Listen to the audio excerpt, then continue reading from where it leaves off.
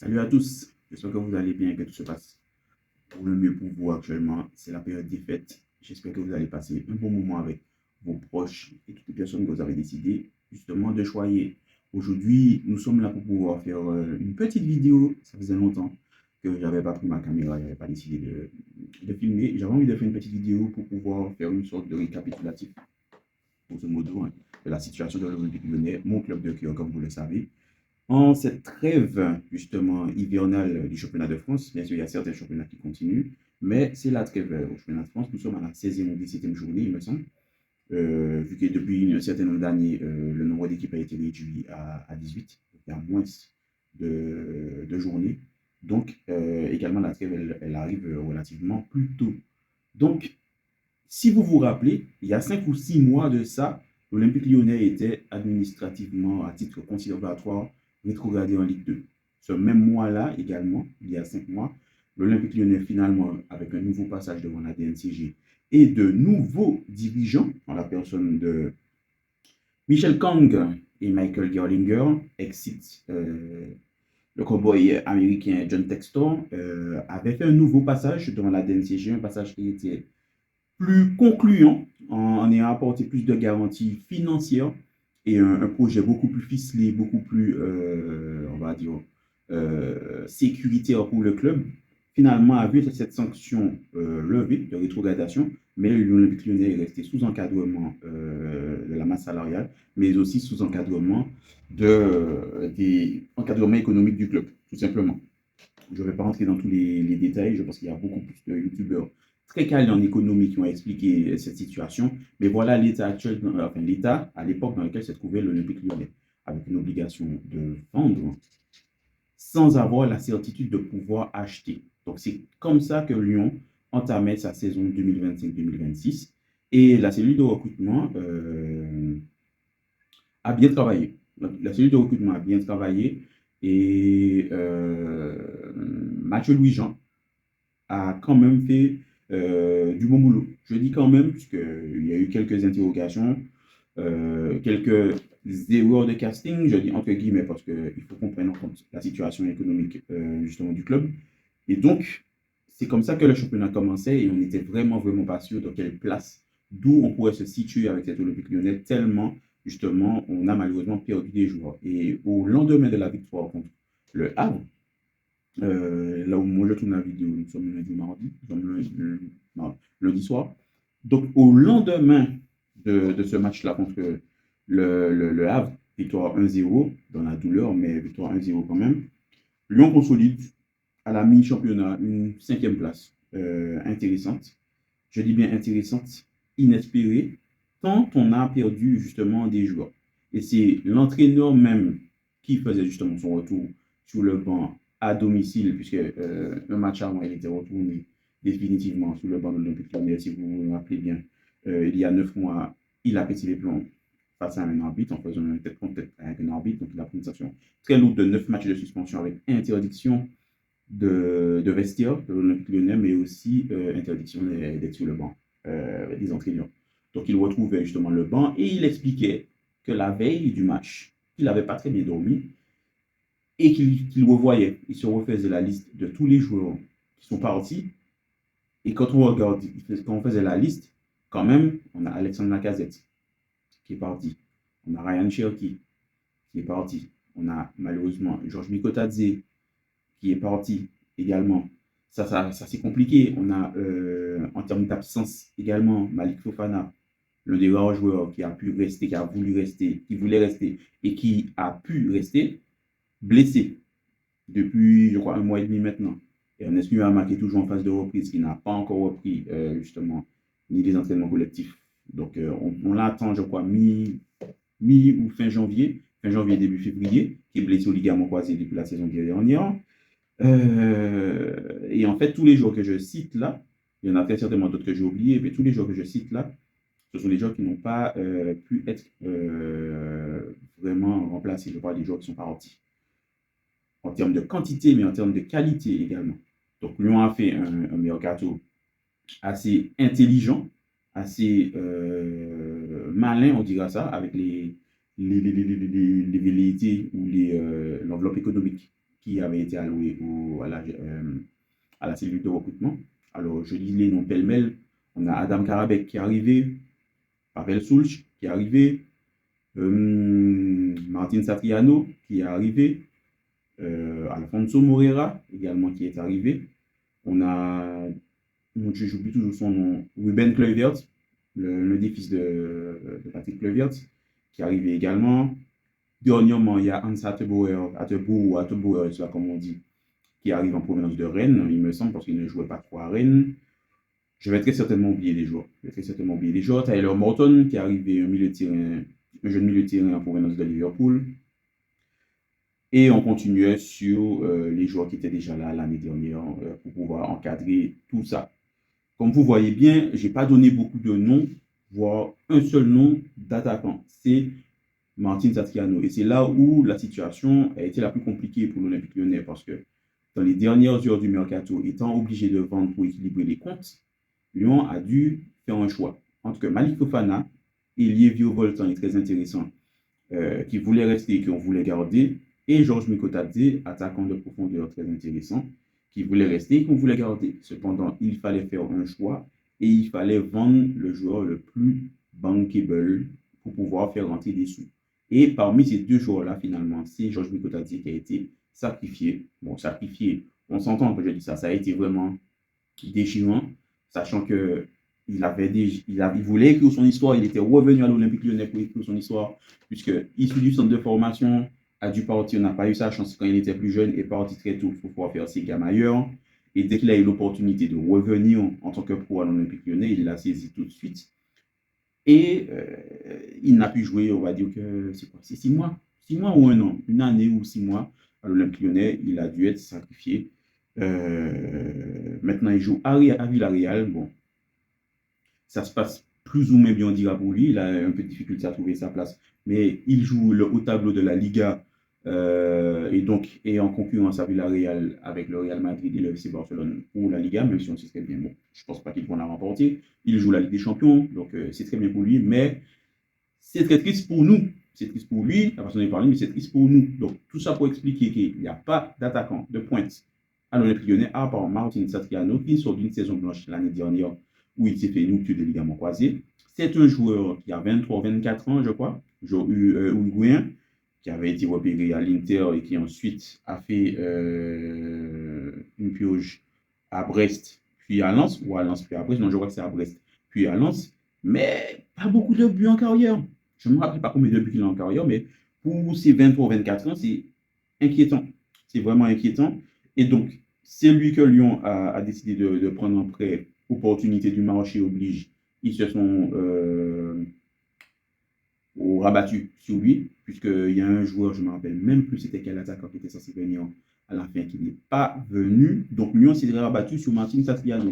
Donc, on a commencé la saison avec beaucoup de milieux de terrain qui ont été reconvertis en attaquants. Tolisso, reconverti en attaquant. Adam Karabek, qui joue en ailier, mais je trouve qu'il a une bonne patte. Adam Karabek, même chose, c'est une des recrues, une bonne patte gauche, un geste soyeux, mais il n'a pas l'explosivité pour pouvoir jouer sur un côté.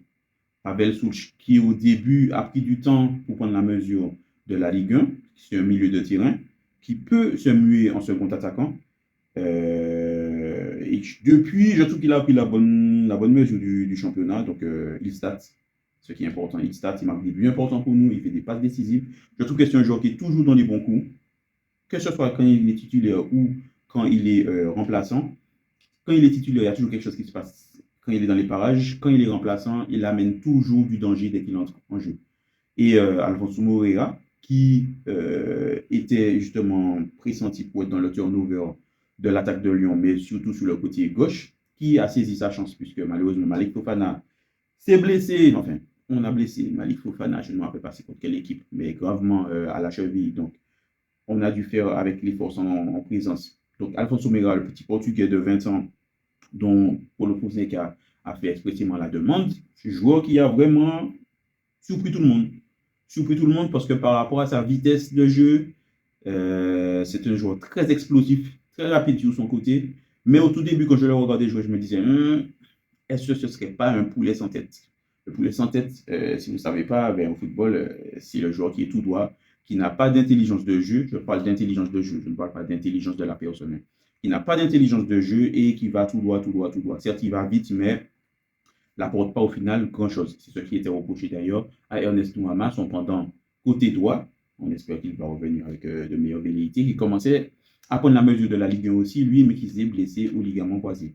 Donc Moreira, franchement, on ne va pas se mentir, c'est la belle surprise de cette première match de championnat, puisqu'il a saisi sa chance. Comme Pavel Souch, il est toujours présent dans tous les bons coups en attaque à Lyon. C'est lui qu'on va le plus chercher. C'est lui qui va donner tout du début à la fin. Il a 20 ans, il a la hargne. C'est un besogneux également. Il a une bonne technique, bonne vitesse de pointe. Et il commence à avoir une bonne finition. Donc, que demander de plus? Donc, malgré les forces en présence, comme vous voyez en attaque, c'est un petit peu compliqué. Au milieu de terrain, les jeunes n'ont jamais pu vraiment jouer à leur poste, puisque comme je vous ai dit, ils sont de plus en plus sollicités pour pouvoir jouer en attaque, pour pouvoir suppléer Martin Satriano ou même jouer directement à la place de Martin Satriano. Satriano, alors, qu'est-ce que je pourrais dire sur lui? Uruguayen besogneux, il a la hargne. On sent qu'il revient des croisés. On sent qu'il revient des croisés. On sent que c'était compliqué au début. Ça commence à être plus intéressant pour lui. Maintenant, il a quand même ouvert son score en Europa League, enfin son compteur en Europa League, également en Ligue 1. Je crois qu'il est qu'à 2 buts. On est à la moitié du championnat. Il est à 2 buts, un but en Ligue Europa. Donc ça fait 3 buts au total, pour ne pas, ou 4, je ne me rappelle pas bien.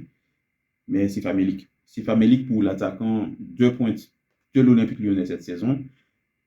Quand tu joues à l'Olympique Lyonnais et que tu as réussi à marquer que 4 buts, quand tu as réussi à marquer que 4 buts, c'est compliqué.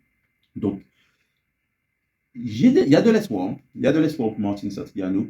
Je le vois plus comme un second attaquant, un second couteau qu'un attaquant veut être un attaquant de pointe pour pouvoir venir aider l'Olympique Lyonnais. Parce que c'est un joueur qui va fatiguer les défenses. Il ne va jamais tricher, il va toujours être à fond à essayer de se mettre disponible. Des fois, je trouve qu'il fait des bons mouvements, mais tu sens que ce n'est pas ce style d'attaquant-là qu'il faut à l'Olympique Lyonnais. Puisque à l'Olympique Lyonnais, vu le style de jeu, il faut un attaquant qui prenne la profondeur. Martin Satriano n'est pas connu pour sa pointe de vitesse. Il est connu surtout pour son aptitude à être renard des surfaces, son jeu de tête. Ça, c'est lui.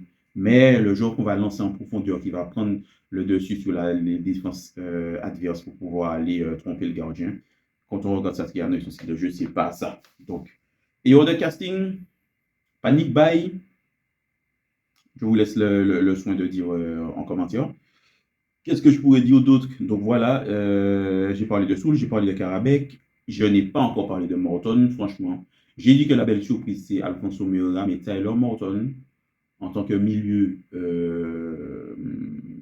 récupérateur à l'Olympique Lyonnais, jeune prodige anglais qui appartient, non, il appartenait à Liverpool, puisque Lyon l'a acheté. Et Liverpool a laissé un pourcentage, une option sur le rachat du joueur, soit un pourcentage à la revente ou une option sur le joueur. En tout cas, vraiment, vraiment, vraiment très bonne surprise.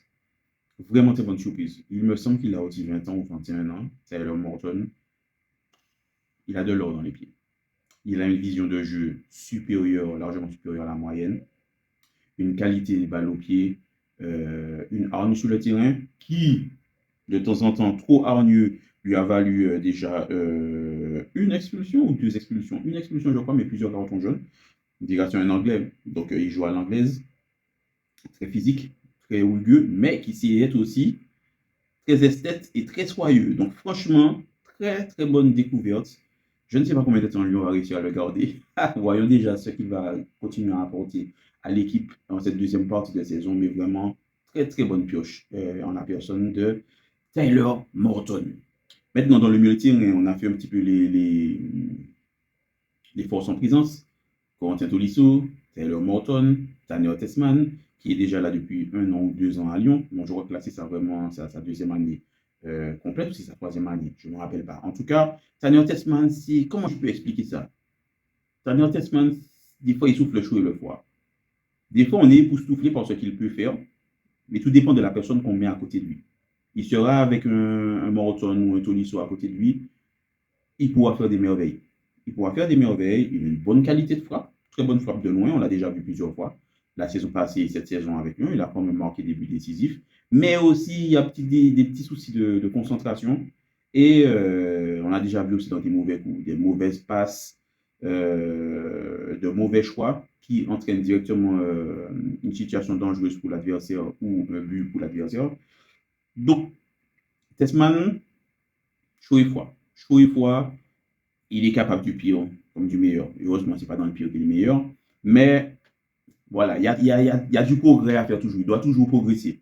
Il doit toujours progresser depuis le jour qu'il est à Lyon pour pouvoir nous dire, ouais, il a pris vraiment la mesure des choses. Qu'est-ce que je pourrais, qu'est-ce que j'ai oublié au milieu de terrain? Alors, il y a des petits jeunes qui sont venus se greffer justement sur la rotation.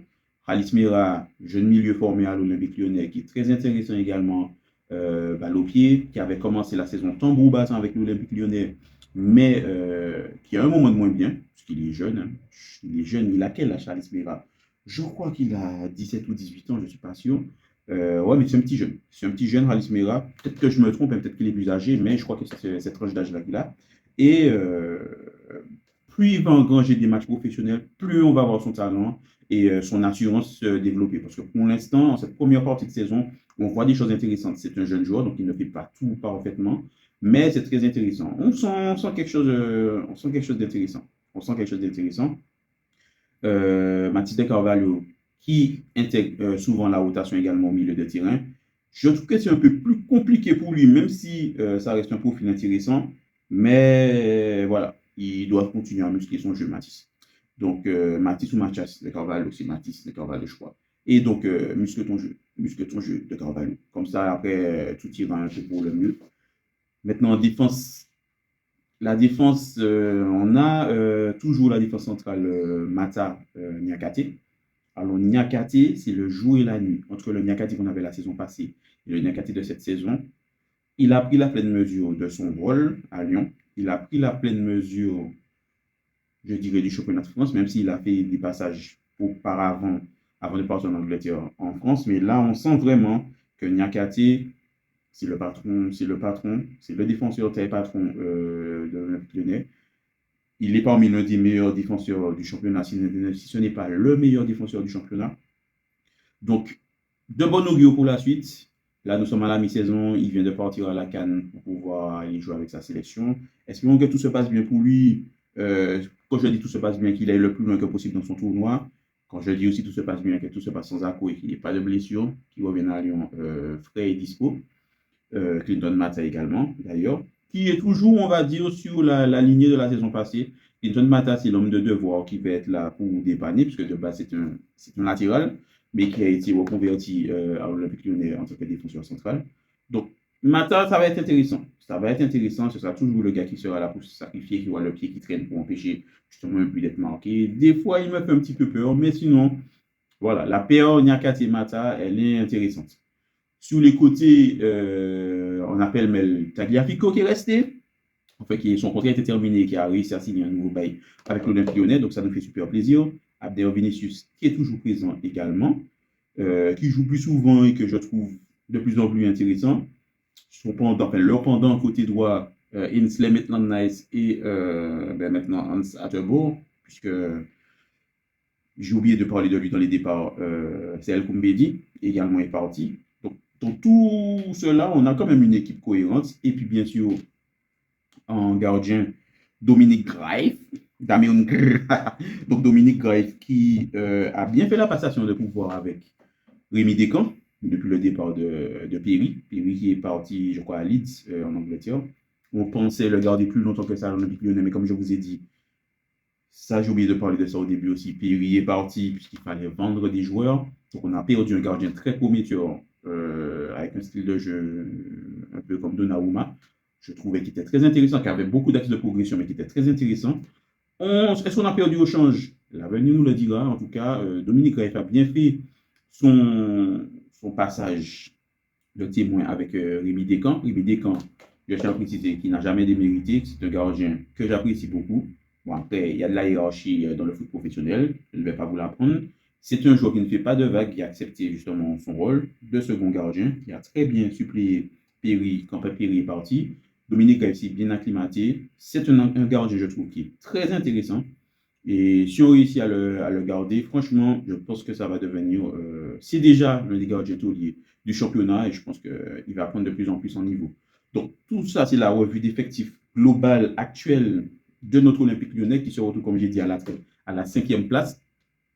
Quand le championnat a commencé, perso, moi je disais, on va jouer le maintien. On va jouer le maintien. Au mieux, on finit dixième, on est bien. Au mieux, on finit dixième, on est bien. Tout en sachant, avec ce que je vais dire par la suite, que Lyon aurait très bien pu être plus haut que cette cinquième place-là, tellement Lyon, je pense très rarement arbitrage, mais Lyon a été floué par l'arbitrage cette saison. Mais clairement, Lyon a été floué sur plusieurs matchs, je ne vais pas tous les énumérer, mais Lyon a été clairement floué par l'arbitrage.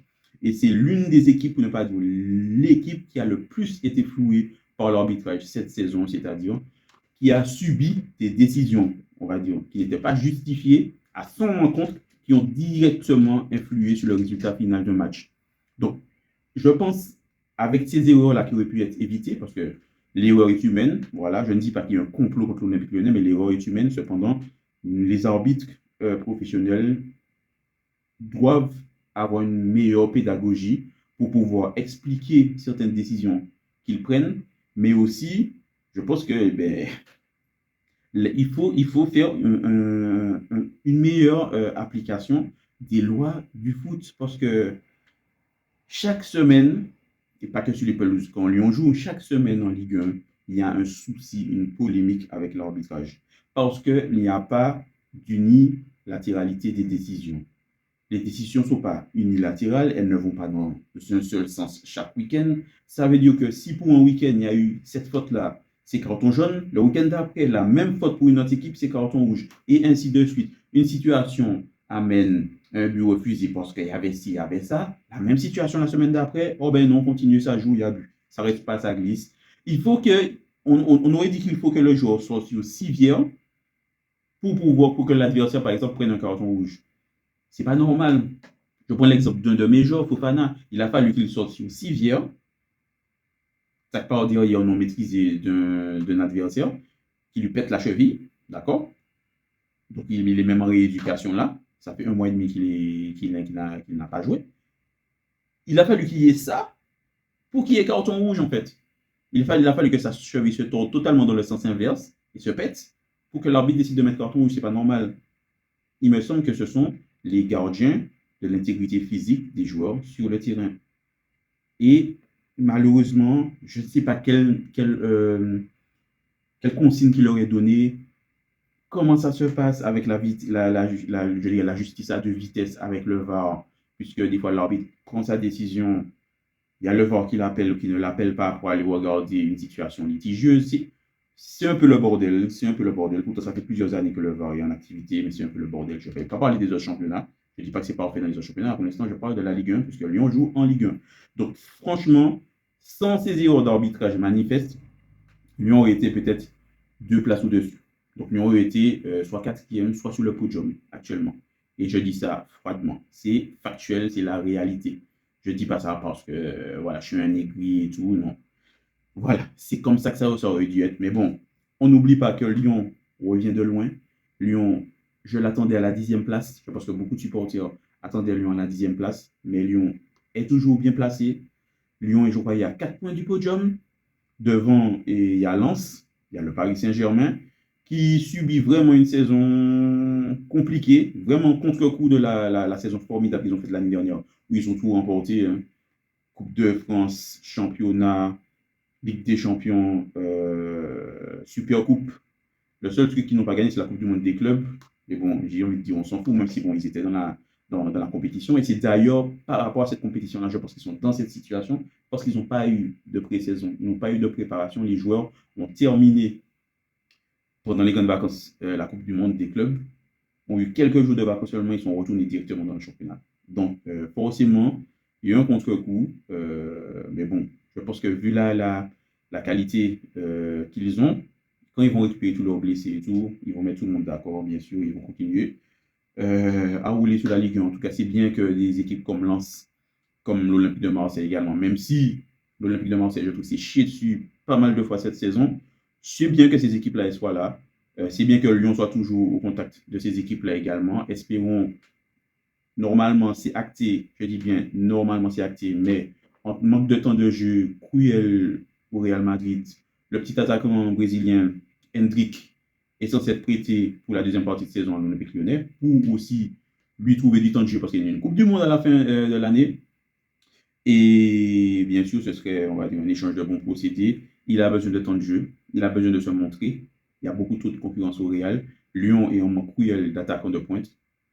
Voilà, si le Lyon et le Real Madrid sont quand même des clubs amis qui ont de très bonnes relations. Donc voilà, il tient un prêt sec, hein. Il n'y a pas d'option d'achat, rien du tout. Il est prêté à l'Olympique Lyonnais pour la deuxième partie de saison et il revient au Real Madrid. Donc, Hendrick, si jamais tu viens à Lyon, on sait déjà de quoi tu es capable, mais vas-y, montre-le en Ligue 1. Les défenseurs seront peut-être plus resserrés, les défenseurs sont plus rugueux qu'en Espagne. Il ne faut pas oublier ça, les gens oublient ça. Les défenseurs en Ligue 1 sont très très bons. Les défenseurs en Ligue 1 sont très très difficiles à passer. Ce n'est pas la Liga. Mais bon, excusez-moi, on verra ce que ça va donner. J'ai oublié de parler également globalement d'un joueur et après j'aurai fini avec ce récapitulatif de la première partie de saison de l'Olympique Lyonnais. Corentin Tolisso, on garde le meilleur pour la fin. On garde vraiment le meilleur pour la fin. On se rappelle quand il est revenu à l'Olympique Lyonnais, en même temps, il me semble que Alexandre Lacazette, on avait le fantôme de Corentin Tolisso, limite le cadavre de Corentin Tolisso, tellement il était hors de forme. Je ne dirais pas jusqu'à dire pas au niveau, mais très, très handicapé par les blessures, donc très ralenti par les blessures. C'était compliqué. Et même moi, je m'étais déjà dit, bon, on fait une croix sur Tolisso, c'est pas grave. Bon, la casette essaie de porter l'équipe, mais Tolisso, on lui en veut pas. Il y a eu les blessures, il y a eu tout ça qui s'est passé, mais il va pas revenir. Et contre toute attente, depuis l'année dernière, le gars, il enchaîne. Le gars, il enchaîne cette saison, il a récupéré le capitana. C'est lui qui est le capitaine et on le voit qu'il s'épanouit très bien en tant que capitaine. C'est deux styles de capitana différents. La casette était beaucoup plus dans la discrétion, on va dire, beaucoup plus taiseux. Je pense que c'était plus un capitaine dans la vie de tous les jours, en termes de leader technique sur le terrain également. Mais Tolisso, on voit que il est beaucoup plus visible en tant que capitaine. Il va beaucoup plus prendre la parole, il va beaucoup plus fédérer autour de lui. Et donc, c'est très, très bien qu'on ait pu garder un joueur comme ça, qui est là pour pouvoir faire la transmission avec les jeunes, que ce soit les jeunes du centre de formation ou les jeunes joueurs qui ont été amenés à arriver à Lyon cette saison. Il est là en tant que grand frère. Il est irréprochable sur le terrain parce qu'il y a un Noël avec et sans Tolisso. Ça, je vous le dis. Le gars, il est partout, milieu offensif, milieu défensif, milieu relayeur, attaquant de pointe, il est partout. Donc, croisons les doigts, touchons du bois pour que la saison continue à se dérouler de la sorte. Pour notre capitaine, si elle continue à se dérouler de la sorte, elle ne pourra que bien se dérouler pour notre Olympique Lyonnais, qui nous, justement, nous donne envie de rêver cette saison. Lyon termine la première partie de saison 5e de Ligue 1, inespéré, là où on l'attendait vers la 10e place pour le maintien. Lyon termine surtout cette phase allée de Ligue Europa à la première place, d'accord, parce que le classement de Ligue Europa, Lyon est premier, donc très très bien placé pour se qualifier pour les phases finales de la Ligue Europa.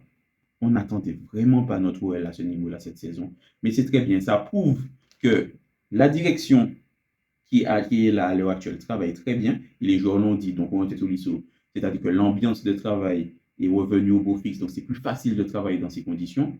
Niakate aussi l'a dit que pendant l'été, les dirigeants ont fait ce qu'il fallait pour pouvoir maintenir le club en Ligue 1. Maintenant, c'est aux joueurs de faire ce qu'il faut pour pouvoir maintenir ce club de façon compétitive. Et là, on voit qu'il y a clairement un groupe qui s'est formé autour de Paulo Fonseca, qui est un très bon entraîneur. On n'oublie pas ce que Pierre Sage a fait au préalable pour nous. Et Paulo Fonseca fait un très bon travail. En lui rajoutant des joueurs clés à des postes clés, je pense que cette équipe-là va devenir une galère pour les adversaires en Ligue 1, même pour les adversaires en Ligue Europa. Donc, attendons de voir ce que ça va donner, mais c'est de très bonnes augures. Moi, je vous laisse me dire ce que vous pensez de la saison de Lyon en commentaire et je vous donne rendez-vous pour une prochaine vidéo. D'ici là, prenez soin de vous.